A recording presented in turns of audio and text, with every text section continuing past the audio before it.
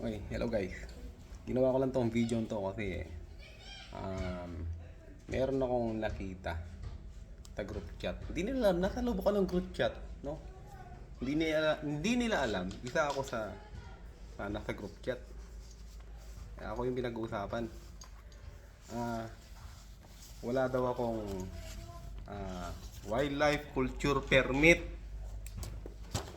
Original yan guys, hard copy. Okay?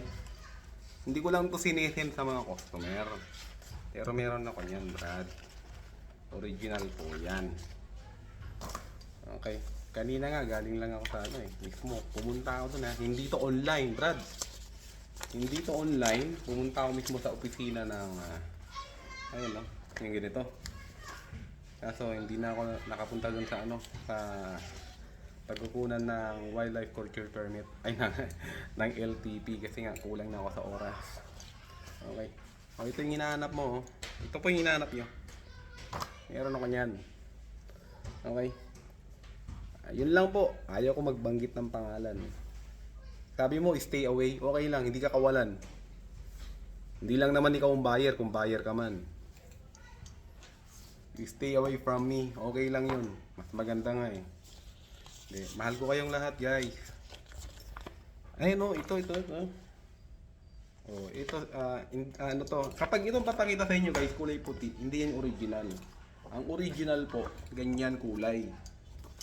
Ito is binigay lang sa akin na sa copy ko, parang Xerox copy na colored to.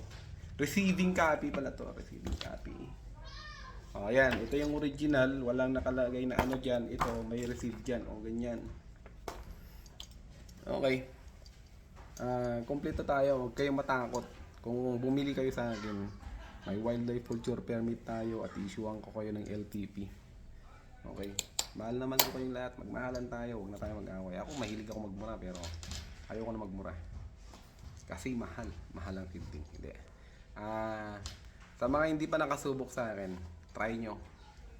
Bibigyan ko kayo ng seedling na kung saan 3 years pa lang mamumunga na.